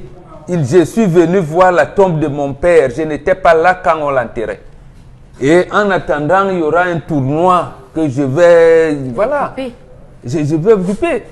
Il vient inviter, et les journalistes, d'abord, vous êtes allé l'accueillir à l'aéroport, on a dit, pourquoi vous y allez? Il fait sa visite privée. Il fait sa visite privée, et c'est vous qui cherchez des problèmes là où on ne devrait pas en avoir. Le gars sort dans un environnement où bien qu'on soit star, on a une vie privée. On les préserve. Yannick Noah avait vu ça ici au point où il a dû gronder. Aujourd'hui, quand Yannick Noah vient, bon, il vient. Lorsqu'il vient en visite officielle ou bien lorsqu'il a un événement officiel, il annonce et la presse couvre. Donc, il n'était pas besoin ici de dire si quand il vient, les caméras à l'aéroport. Non. Si en passant, en venant, une caméra vient, peut le prendre là, peut avoir un, deux mots, c'est suffisant. Vous êtes, et en plus, il a même accordé une émission de presse. Donc, sur Francis Ngannou, ce boxeur camerounais qui fait la fierté du Cameroun. Là, même là aussi, c'est allé trop vite. Vous voyez, regardez même l'interrogation. C'est là où je dis, même nous, notre presse doit commencer à se méfier. On ne sait même pas encore quel rôle on va lui donner dans le film. Ah oui. Bon, d'accord. Il est retenu. Oui, il va jouer dans le film. Oui, mais sauf qu'il est là dans un environnement où là-bas, on fait les visites médicaux. On fait des tests d'ici, des tests de ça. Et vous ne connaissez pas encore le rôle qu'on lui a demandé de jouer. Est-ce qu'on ne connaît pas? S'il n'est donc pas retenu, en fait. Non, il est retenu déjà. Je vous dis, ce n'est pas ça les essais. Bon, pour prendre quelqu'un, il y a les essais, il passe un casting. Dans le casting, c'est passé, il était retenu. Quel rôle donc? À ce moment, l'information est d'abord tenue confidentielle. Quel rôle on va lui donner à jouer? D'un boxeur, forcément. Ah, forcément. On commence à spéculer. Non, il n'y a pas de force, il n'y a pas... Arrêtons parfois. De sécurité. Le film parlera de quoi? Non, bon. Donc, Fast and Furious, c'est une franchise du cinéma américain. On en est au 9e film. Donc, le fait qu'il apparaisse dans ce film-là, on sait un peu ce que c'est Fast and Furious. Voilà, maintenant, moi, si on lui donne un rôle de figurant, ça ne me plairait pas. Même s'il est un Camerounais, oui, parce que ça aussi, il y a des... C'est vous qui apportez la polémique maintenant. Hein? Non, c'est vous qui avez commencé à dire qu'il n'y a pas de polémique. Non. Justement, il fallait donc pas donner l'information. J'ai dit qu'il ne fallait pas donner. Il faut laisser l'information atterrir. Ça veut dire, quand on dit il est plus dans des publics, ça veut dire qu'on connaît son rôle, on connaît ceci. Quelquefois même, les gens peuvent aller, ceux qui sont plus curieux, peuvent parler du contrat. Mais est-ce que le fait, moi, je ne serais pas content qu'il soit dans un rôle de figurant, puisque vous ne connaissez pas le rôle? C'est un bon début. C'est un exploit. Moi, je pose le problème en ceci. Je pense que Bassek Bakobio le dit depuis au moins 20 ans. Il y avait une sous-direction de la cinématographie au ministère, on l'appelait à l'époque l'information et la culture. Quand c'est devenu culture et art, je ne sais plus comment on l'appelle, on a tué l'industrie pharmaceutique, cinématographique au Cameroun. D'abord, les salles de cinéma, on les a fermées en église. Lui n'est pas comédien ni acteur. Hein. Lui, c'est un boxeur. Et voilà. On l'a coopté. On peut citer les noms de Mohamed Ali, de beaucoup de gens. Je dis c'est une bonne chose, mais le problème, c'est le regret. C'est ça qui m'amène donc à dire que quand on ne peut pas, on laisse. Il faudrait que le gouvernement qui est là ne peut plus permettre aux Camerounais de rêver. Ok. Donc, en tout cas, ne peut plus permettre aux Camerounais de rêver. Donc, on a vu. Moi, ce qui pas seul, parce que quand on voit ce qui se dit sur les réseaux sociaux, chaque Camerounais a le même sentiment, parti de rien pour arriver au sommet. Il est quitté de son bâti natal. Voilà, on a pour aller dans le monde, quand il raconte sa vie, les souffrances, comment il a galéré au Cameroun, comment il a fait les petits commerces, tout ça là. Et quand on voit à quel niveau il arrive aujourd'hui, on peut que célébrer une telle réussite. Les plus grands arbustes poussent en silence dans la forêt, M. Eric Fopoussi. Il faut les retenir.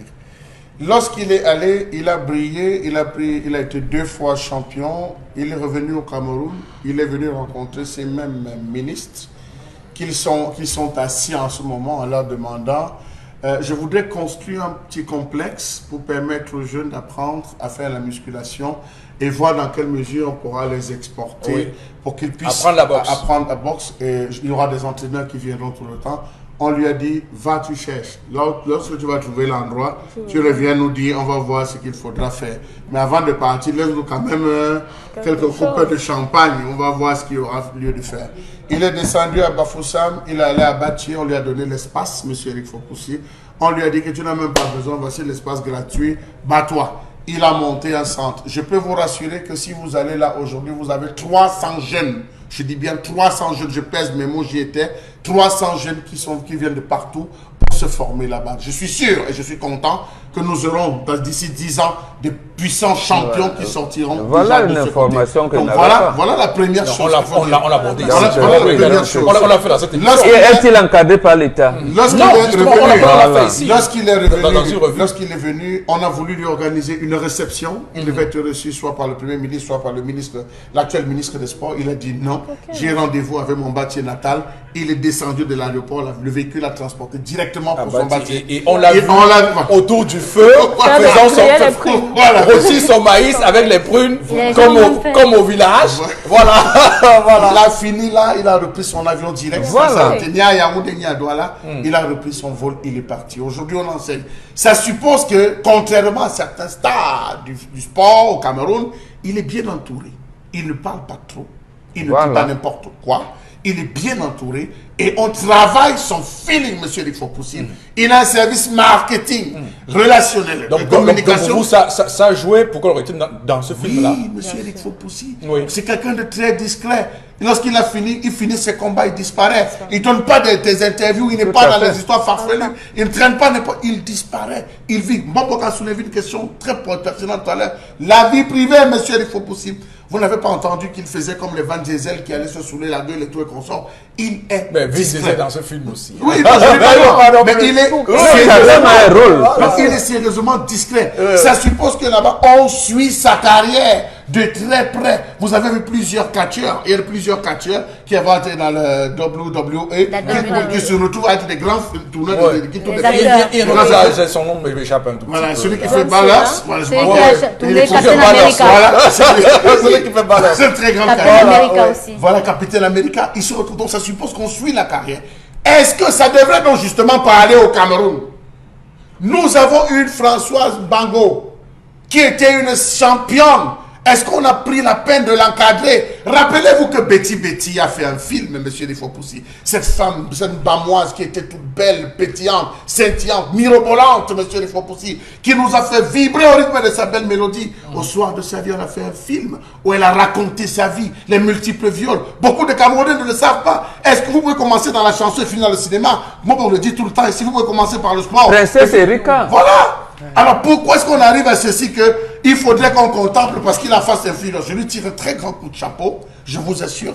Il pousse en silence, il atteindra les cimes, Francis Ngannou. Vraiment, j'adore sa discrétion. Un champion. Non, mais sauf que vous savez, justement, on a commencé par là, sauf que vous savez que Pascal Siakam a voulu faire la discrétion, mais sauf que... Non, il n'a pas fait. La presse. Si vous voyez les photos, là où il était en boîte, là où il casquait en boîte, parce qu'il y a eu plusieurs photos de lui dans la vidéo, ça ne ressemble pas à un champion. Les champions n'ont qu'une seule chose, gagner, gagner, gagner. Francis Ngannou, il le montre. Il gagne, il fonce, il est discret. C'est ça. Pourquoi vous faites pourquoi vous dites même ça? Même Mbib, vous avez vu Mbib, lui, voilà quelqu'un d'autre dont vous parlez ici. Non, parce que Siakam a dit lui aussi qu'il n'est pas quelqu'un qui aime la foule. Qu'est-ce que vous voulez nous dire là maintenant? Non, une star de ce niveau, ce n'est pas une personne, un individu, c'est une équipe. C'est ce qu'on reproche à nos footballeurs. C'est une équipe. Ils doivent se constituer des équipes. Ils les obéissent à certains noms. Parce que là-bas, vous ne vous appartenez plus. Vous ne vous appartenez plus. Ce n'est pas le farotage ici qui va faire des choses. Chalamel, je veux que vous soyez équilibré dans ce que vous dites. Moi, j'ai commencé cette affaire en disant que la fausse polémique qu'on crée autour de Pascal Siakam, moi, me dérange. Ça veut dire qu'il n'est pas obligé de venir au Cameroun et laisser ses autographes à toutes les rues. Non, dites-le à vos confrères des médias de le laisser tranquille. Et vous avez commencé par là. J'étais dans le programme de l'accueil de Pascal Siakam. Voilà, il fallait dire ça comme ça au début. Moi, monsieur le Fopoussi. Oui, allez-y. J'ai été touché quand on a dit il va arriver, il y aura un banc de foule à l'aéroport, il y aura ci, il y aura ci. Oui. Ce sont ses parents, je ne sais pas si c'est sa maman ou ses frères qui lui ont dit, mais attends, tu rentres au Cameroun tout de suite comme ça avec les histoires de fan club, on sait ce que ça a amené au Cameroun, vraiment est-ce que tu es prêt? C'est la famille qui le fait reculer. Je vous dis dans l'information, voilà, c'est la famille qui le fait reculer. C'est pour ça qu'il vient. Oui, c'est la famille qui le fait reculer. Ça démontre qu'il n'est pas entouré. J'ai voulu biaiser en disant, j'ai voulu biaiser, mais vous m'amenez à dire, il n'est pas entouré. À peine il arrive, la fédération de basket a déjà demandé l'audience sans sa consultation. Oui. Il doit avoir un manager qui... Parce que moi j'ai vu des confrères et même des aînés de la presse lapider Pascal Siakam pour dire que, Faut des gens pour qui j'avais un respect. J'avais vu Samuel Eto'o quand il arrive, il est gardé par des colonels. C'est des colonels pleins qui sont derrière lui. C'est normal qu'un colonel plein soit derrière Samuel Eto'o? Non. Moi, je vous ai répondu. Bon, cette question, je ne vais pas la répondre. Non, c'est de ça dont on parle. Vous voyez des colonels, non, permettez-moi. Des colonels pleins, parce que vous êtes en train de tirer sur les confrères de la presse en disant, vous avez vu des aînés de la presse. Non, je ne tire pas sur les confrères. Attention, je n'ai tiré sur personne. Parce que beaucoup d'entre eux sont des gens qui m'ont tenu la main. Je voulais juste dire que je ne suis pas ingrat. Ce que je veux dire, c'est que je regrette, pas que je tire, je regrette qu'ils se soient lancés dans cette affaire. Ah, d'accord. Par respect pour eux, parce que le fait de monter des gloires sportives contre d'autres gloires sportives, je viens de vous dire que dans les Eto'o, les Mila, tout ça là ont eu des audiences. Pourquoi lui pense qu'il ne va pas faire des audiences? Les gars sont allés plus loin, on l'a opposé à un bip. Voilà, par exemple. Ils sont allés plus loin. On avait même monté, on a essayé de comparer, vraiment. L'autre, il arrive, il est chiche, il est content. C'était dans la presse, la même presse. Donc, j'espère que demain, on ne fera pas la même chose. Et c'est ça le sens de ma question. Avec Francis Ngannou. Parce que je sais comment ça commence. Quand il va faire le film, les gens vont attendre. Et on va commencer à dire que lui aussi, il se vend, il a la grosse tête parce qu'il refuse des audiences. Monsieur Eric permettez-moi de mettre un bémol parce que Francis, il y a des journalistes qui ont voulu aller le rencontrer. Ça, je maîtrise, ils ont voulu le rencontrer. Il leur a dit, vous contactez mon agence. Je ne parle pas. Contactez Absolument. mon agence. Il y a des vidéos préenregistrées sur des sujets déjà développés. Discutez avec eux, ils vont vous faire parvenir la vidéo et tout le consort. Je suis là pour me reposer. On sait que je suis ici pour me reposer, me ressourcer. Permettez-moi de me ressourcer. Voilà ça, c'est ce qu'on attend. Tout à fait, absolument. Voilà ce qu'on attend. Et quand on refuse, donc c'est là parce que justement nos confrères, ils savent bien comment on tenait rendez-vous avec Michael Jackson, avec tous ces mondes-là. Voilà. Avec les stars de la NBA. Pour vous parler des stars de la NBA, vous ne pouvez pas avoir un rendez-vous ferme là, avec le fils de Yannick Noah. Ce n'est pas possible. Ou avec des Batum qui sont là. Ce n'est pas possible. Vous envoyez votre protocole d'interview, c'est des gens qui s'en occupent et vont voir dans quelle mesure ce sera possible. Qui vont t'aviser pour vos questions. Ils t'amusent et tout. Et ça peut vous prendre 6 mois. Non, les journalistes ont eu accès à Pascal Siakam. J'ai dit déjà, ils devaient donc s'en contenter. Ils ont réagi par rapport au fameux rendez-vous manqué avec le ministre des Sports. C'est ça que je parle. J'ai dit même ça. C'est de ça qu'il s'agit. Même le ministre. Comment ose-t-il poser un lapin à tout un ministre du Cameroun? C'est ça la grande question. Parlons trivialement maintenant. Le ministre du Cameroun doit d'abord savoir est-ce qu'il existe des infrastructures ici. C'est-à-dire, il est ministre, mais il a le service de communication qui devrait prendre attache avec lui.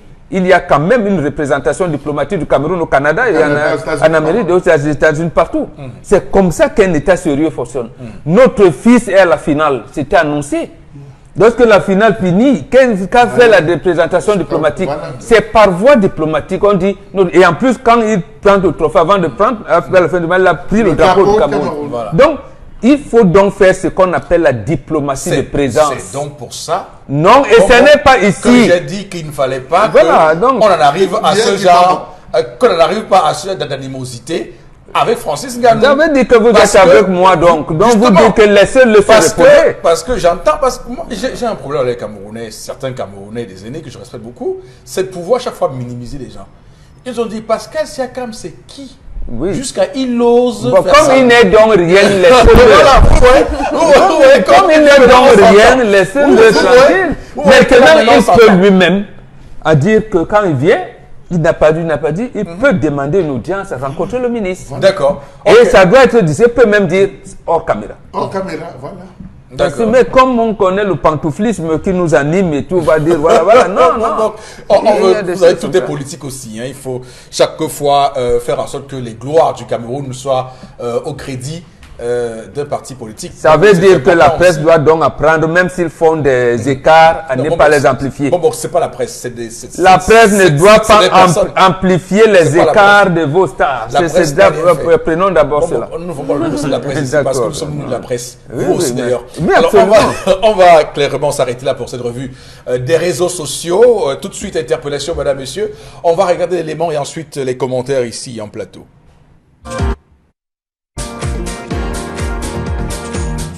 L'idée nouvelle que je peux apporter pour notre pays, c'est qu'il faut que les gens comprennent déjà qu'ils sont une seule personne. Le Cameroun, c'est une seule personne. C'est-à-dire qu'il n'y a plus de Bamileke, de Douala ou de Banin ou de Abassi. Nous sommes une seule personne. Avec cette idée, nous pouvons avancer. Si on doit diviser les gens, ça ne peut pas aller. Et puis, d'abord, comprendre l'être humain. C'est-à-dire respecter l'être humain. Qu'il soit blanc, français ou espagnol, chinois, comprendre que c'est un être humain comme toi et le prendre comme toi-même. Ce n'est que dans cette façon-là qu'on peut avancer, qu'on peut changer dans notre pays et aimer son pays. Parce que aimer son pays, c'est s'aimer d'abord soi-même. Quand on n'aime pas son pays, on peut faire de notre pays, on te donne un travail que tu dois exécuter peut-être en 1 mois, tu l'exécutes en 5 mois. Alors ça veut dire que tu n'aimes pas ton pays. C'est dans l'amour du prochain qui peut avancer, qui peut apporter quelque chose de plus dans notre pays.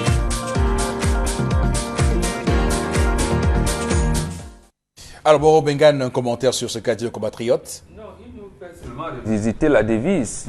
Bon, j'aime citer l'Algérie, mais aujourd'hui, je vais citer le Sénégal. Vous connaissez la devise du Sénégal? Allez-y, dites-nous. Un peuple, une foi, un but. Donc, quand vous êtes à votre devise, si on avait appris aux Camerounais, que veut dire la patrie? Donc, je pense que le problème du tribalisme et tout ça allait être régulé. Mais comme on ne nous a pas, on nous a empêchés d'apprendre ce que c'est que la patrie, on se retrouve dans les querelles, les guerres inutiles aujourd'hui. Liberté, égalité, fraternité. Voilà. On sait ce que ça veut dire aussi. Oui, on sait ce que, ça veut dire. D'accord. On va clairement s'arrêter là pour bien sûr basculer au plateau B où on parlera de la foire pédagogique de Douala du 18 au 25 août 2019. Et pour en parler, on a monsieur Herman Nguifo. Il est donc diplômé en sciences d'éducation, communicateur pour cette foire. Bonjour à vous, monsieur Nguifo. Bonjour à la valeureuse équipe de 10-12 de Zénith. Alors, le GERPED organise cette foire pédagogique au Parc des Princes de Bali à Douala, le 18 au 25 août, je l'ai dit. Quel est le contexte et la justification d'un tel événement? Voyez-vous, nous sommes à quelques semaines de la rentrée scolaire et académique, alors que l'UNESCO se bat pour que dans le monde entier, y compris dans les pays de l'Afrique subsaharienne, nous puissions nous arrimer à ce concept de développement durable avec l'éducation pour tous. Il se trouve que le Cameroun, n'est-ce pas, fonce dans ce sillage-là, et un groupe d'enseignants qui a pensé faire une réflexion sur la pédagogie et la didactique, notamment le GERPED, a jugé bon de créer un espace, créer un prétexte qui soit comme une plateforme d'échange entre les différents acteurs et les maillons qui entrent dans le cadre de la chaîne éducative. C'est donc à l'orée de cette réflexion que naît, n'est-ce pas, cette initiative de la foire pédagogique pour rassembler, n'est-ce pas, tout ce beau monde-là afin d'être, n'est-ce pas, contributaire à l'éducation dans notre pays. Alors, en termes de contenu et d'expertise, qu'y a-t-il à découvrir pour le public durant cette foire? Bien évidemment, la foire qui s'adresse à la fois aux populations, aux parents, aux apprenants, aux formateurs, a ceci de particulier qu'elle sera, n'est-ce pas, une occasion bénigne pour toutes les différentes composantes de la sphère éducative afin de pouvoir, n'est-ce pas, bénéficier de tout ce qu'il y a comme atout en termes de savoir-faire, formation, etc. Et en matière d'expertise, nous aurons pendant cette foire-là une grande personnalité, le docteur Eveline Pouti-Ngolais, qui est l'ex-inspectrice générale des enseignements au MINESEC, qui nous fera l'honneur, n'est-ce pas, d'ouvrir cette foire avec une leçon inaugurale. Et je ne voudrais pas vous dire qu'une bonne brochette d'enseignants spécialisés de l'école normale supérieure et bien évidemment des grands instituts académiques de la place y seront présents. D'accord. On va dire que de plus en plus, le problème de l'orientation et le choix de carrière se pose avec acuité pour la jeunesse. Est-ce que la foire a pensé à cette composante? Bien évidemment, la foire a pensé à inclure tout le monde. Lorsqu'on évoque la jeunesse aujourd'hui qui a du mal à se repérer avec cette inadéquation école-emploi, il y a des organisations bénévoles Il y a même également le parrainage des différents démembrements ministériels de notre pays à travers les délégations régionales de MINESEC qui seront, n'est-ce pas, à pied d'œuvre pour, comme cette association dénommée Hemley, du 23 au 24, guider la jeunesse à travers la possibilité pour eux, n'est-ce pas, de bâtir leur profil de carrière, de pouvoir s'orienter et de pouvoir, n'est-ce pas, trouver les voies et moyens pour enfin, n'est-ce pas, matérialiser la passion qui a été la leur durant toute leur jeunesse, c'est celle de pouvoir, n'est-ce pas, faire un métier. Alors, comment procéder pour avoir un stand et pour vous contacter? Avoir un stand revient tout simplement à nous écrire à l'adresse suivante, l'email foirepédagogique 018@yahoo.fr ou alors téléphoner au 691 00 0609 ou alors encore au 678 19 00 72. Vous reprenez, je vous en prie. 691 00 0609 ou alors 678 19 00 72. Un dernier mot. Un dernier mot simplement pour dire que autant le président Kennedy l'a dit, ne demandez pas ce que votre pays a fait pour vous, mais demandez-vous également ce que vous avez fait pour votre pays. La foi pédagogique nous invite à venir bénéficier, n'est-ce pas, de l'expertise que les jeunes Camerounais ont voulu mettre, n'est-ce pas, à la disposition du grand public. Et autant dans les pays africains à côté de nous, se clôturait récemment au Bénin, à Cotonou, un congrès sur l'innovation pédagogique avec un Camerounais en tête de mire, le professeur Justin Goya. Autant les jeunes enseignants camerounais, comme ceux à l'exemple de GERPED, vous invitent pour venir découvrir les différentes mailles dans lesquelles nous pouvons, n'est-ce pas, intervenir afin de pouvoir sauver l'éducation au Cameroun. Merci à vous. Nous vous remercions. Wow. Sensationnel. La foire pédagogique de Douala du 18 au 25 août 2019 au Parc des Princes, c'est l'événement majeur préparatoire à la rentrée scolaire et académique. Marraine, Dr Evelyne Poudingolais, coordonnateur scientifique, Monsieur Emmanuel Ngwaba, média partenaire Equinox TV et Radio. L'entrée est gratuite. Venez tous échanger avec les acteurs et professionnels de l'éducation. Infoline 691 000609. Une initiative du GERPED. Voilà, on va sortir de l'émission là maintenant. Merci à tout le monde d'avoir été là ce matin. On aurait pu lire quelques messages, mais il n'y a plus beaucoup de temps. On va vous remercier à tout le monde. On va dire que lundi prochain, bon week-end à tous et à chacun. Madame, Monsieur, que Dieu bénisse le Cameroun.